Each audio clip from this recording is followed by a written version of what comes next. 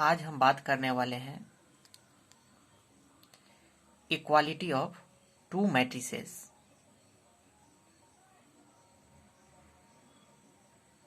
तो सबसे पहले टू मैट्रिसेस आपस में इक्वल कब होंगे ये हम देखते हैं। तो छोटा सा डिफिनीशन हम पहले देख लेते हैं। Two matrices A equals to Aij and B बराबर Bij are said to be equal if they are of the same order and their corresponding elements are equal। हमने यहाँ पे दो चीज को इंडिकेट किया है, एक सेम ऑर्डर और दूसरा corresponding एलिमेंट। ये दो चीज सिर्फ समझना है। तो हम ये समझे कि दो मैट्रिक्स इक्वल होने के लिए सबसे पहला जो कंडीशन होना चाहिए कि दोनों मैट्रिक्स सेम ऑर्डर का होना चाहिए। अगर सेम ऑर्डर का होगा तो उसके कॉरस्पॉन्डिंग एलिमेंट क्या होंगे? इक्वल होंगे। अब ऑर्डर क्या होते हैं और कॉरस्पॉन्डिंग एलिमेंट क्या होते हैं इसको समझते हैं। ऑर्डर्स हमेशा number of rose and number of columns को हम मल्टीप्लाई करते हैं, ये ऑर्डर होता है। कॉरस्पॉन्डिंग एलिमेंट को समझने के लिए हम एक एग्जाम्पल के थ्रू समझते हैं। मान लीजिए कि A बराबर हमने एक मैट्रिक्स बनाया A11, A12, A21, A22। ये मैट्रिक्स 2x2 ऑर्डर का है। तो यहां पे हम 2x2 क्यों लिए? तो नंबर ऑफ रोज को काउंट करेंगे, 1, 2, तो 2 रो है। नंबर ऑफ कॉलम्स कितने हैं? कॉलम्स 1, ये कॉलम्स 2। तो हमेशा ऑर्डर में पहले रो को लिखा जाएगा, कॉलम बाद में। तो रो कितने हो गए? 2 रो है और 2 कॉलम है। तो 2 इंटू 2 ये क्या हो गया? ऑर्डर, यानी कि 2x2 का ये मैट्रिक्स है। दूसरा हम मैट्रिक्स B लिए, यहां पे कह रहे हैं B equals to Bij। Small b जो होता है वो एलिमेंट होता है और I और J जो होते हैं वो एलिमेंट के पोजीशन को इंडिकेट करता है कि किस रो में है और किस कॉलम में है।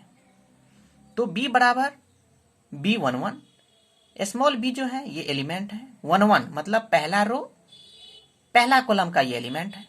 12 B12 मतलब पहला रो दूसरा कॉलम का एलिमेंट। B21 मतलब दूसरा रो पहला कॉलम का ये एलिमेंट है। B22 मतलब दूसरा रो दूसरा कॉलम का एलिमेंट है। इसमें भी हम देख रहे हैं कि हॉरिजॉन्टल लाइन के अलोंग जो भी एलिमेंट पाया जाएगा वो रो होगा और वर्टिकल लाइन के अलोंग जो भी एलिमेंट पाया जाएगा वो कॉलम होगा। तो इसमें भी 2 रो है 2 कॉलम है, तो इसका ऑर्डर क्या होगा? 2 इंटू 2। तो यहां पे हम देख रहे हैं कि जब दो मैट्रिक्स का ऑर्डर अगर सेम हो तो उसके कॉरस्पॉन्डिंग एलिमेंट क्या होंगे? इक्वल होंगे। तो ये भी 2x2 ऑर्डर का, ये भी 2x2 ऑर्डर का। तो हम लिख सकते हैं A इक्वल्स टू B।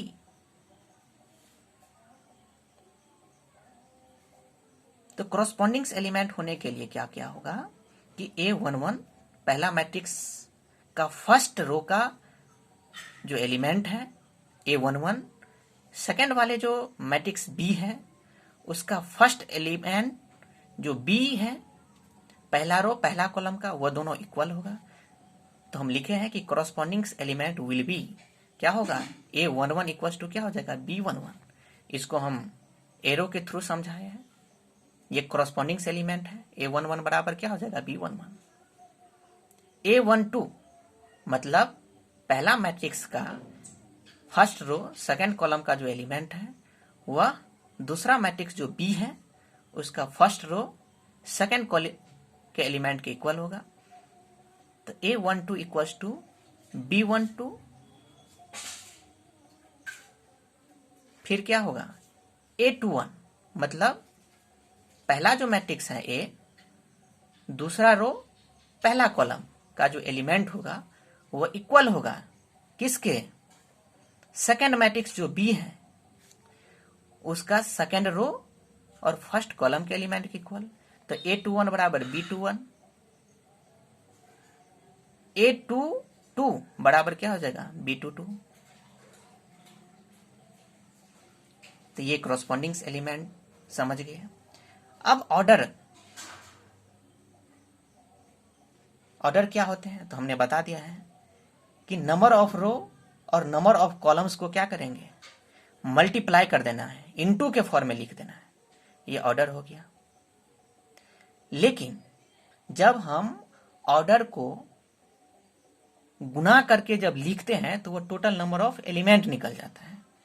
तो हम क्या लिखें, after multiplication of row and column we get total number of element. अगर मान लीजिए कोई मैट्रिक्स 3/2 ऑर्डर का है, 3 into 2, इसका क्या मतलब हुआ कि 3 रो है और 2 कॉलम्स हैं।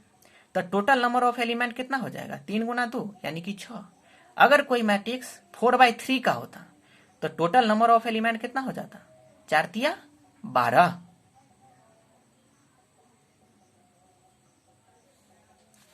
और हमने एक नोट में लिखा है कि if two matrices A and B are equal we write A equals to B।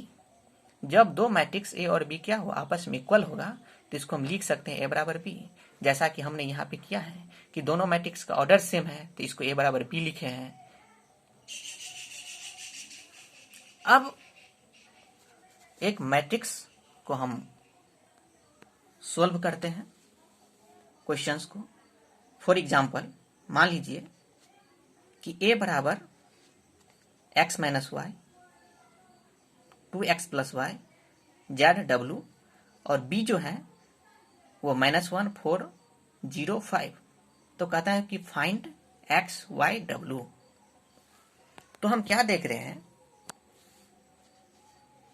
ये दोनों जो मैट्रिक्स A और B हैं दोनों का ऑर्डर हम कैलकुलेट करेंगे कि क्या ऑर्डर इक्वल है। क्योंकि हम जानते हैं कि सबसे पहले हम ऑर्डर चेक कर लेंगे कि दोनों मैट्रिक्स का ऑर्डर इक्वल है या नहीं। अगर ऑर्डर इक्वल होगा तब तो बराबर कर सकते हैं इक्वल्स टू बी। अगर इक्वल नहीं होता तो ए बराबर बी नहीं हो सकता है। तो हम देख रहे हैं कि इसमें भी 2 रो है और 2 कॉलम है, तो ये जो मैट्रिक्स है ये 2/2 का है। मैट्रिक्स बी जो है ये भी 2/2 का है। तो मतलब ऑर्डर दोनों का सेम है। तो इसको हम लिख सकते हैं क्या कि matrix A and B have the same order 2 into 2, मतलब 2/2 का है।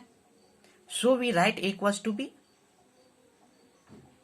जो कंडीशन हमने यहाँ पे कुछ देर पहले जो प्रीवियस में जो डिस्कस किया है इक्वल्स टू बी का, ये कंडीशन लगा दी, ए बराबर बी। तो हम क्या देख रहे हैं कि दोनों मैट्रिक्स को क्या करेंगे, ए वाला जो मैट्रिक्स है x minus Y Z 2x plus W Y W बराबर -1 4 0 5। तो इसके कॉरस्पॉन्डिंग एलिमेंट क्या होना चाहिए, इक्वल होना चाहिए। अब कॉरस्पॉन्डिंग एलिमेंट पहले ही हम समझा चुके हैं कि फर्स्ट रो का फर्स्ट कॉलम का जो एलिमेंट है ये इक्वल होगा किसके, सेकेंड मैट्रिक्स के फर्स्ट रो फर्स्ट कॉलम के एलिमेंट के। मतलब x माइनस वाई बराबर क्या होगा, -1। इसको हम मान लिए क्या, equation number first. Second 2x plus y बराबर क्या हो जाएगा, 0 के। ये दूसरा रो पहला कॉलम का जो एलिमेंट है वो इक्वल हो जाएगा सेकेंड मैट्रिक्स के सेकेंड रो फर्स्ट कॉलम के एलिमेंट के जो कि 0 है। तो 2x प्लस वाई बराबर 0, इसको हम सेकेंड इक्वेशन मान लिए। और z जो है ये क्या है, फर्स्ट रो सेकेंड कॉलम का जो एलिमेंट है z, ये इक्वल होगा किसके, b जो मैट्रिक्स है उसके सेकेंड फर्स्ट रो और सेकेंड कॉलम के एलिमेंट के साथ, जो कि z इक्वल्स टू क्या हो जाएगा 4 और w बराबर क्या हो जाएगा 5। ये तो इक्वेशन हो गया, दोनों इक्वेशन को हम सोल्व कर दिए। दोनों इक्वेशन को जब हम ऐड कर दिए तो हम क्या पाते हैं, तो माइनस वाई प्लस वाई ये कैंसिल आउट, एक्स और 2x मिलके 3x बराबर -1, x इक्वल टू -1/3, यानी कि वेरिएबल जो है वो हमेशा नीचे आएगा, तो x बराबर -1/3। और x का वैल्यू जब हम सेकेंड इक्वेशन में रख देते हैं तो हमको y का वैल्यू भी निकल जाता है, तो 2x प्लस वाई बराबर 0, तो y बराबर -2x। जब हम इक्वेशन में लेफ्ट हैंड से राइट हैंड जाते हैं तो साइन बदल जाता है, यहाँ पे प्लस है तो यहाँ जाने के बाद क्या हो जाएगा माइनस, तो y बराबर क्या हो जाएगा -2, और x का वैल्यू निकल गया है कितना -1/3, तो y बराबर क्या हो जाएगा माइनस माइनस प्लस, तो 2/3। तो हम देख रहे हैं हमको कह रहा है कि फाइंड x, y, z और w, तो x का वैल्यू हो गया कितना -1/3, y बराबर हो गया 2/3, z बराबर 4 और w बराबर 5। तो I hope equality of to matrices आपको अच्छी तरीके से समझ में आ गया होगा। अगर वीडियो पसंद आए तो एक लाइक जरूर करें और चैनल को भी सब्सक्राइब कर लीजिए। धन्यवाद।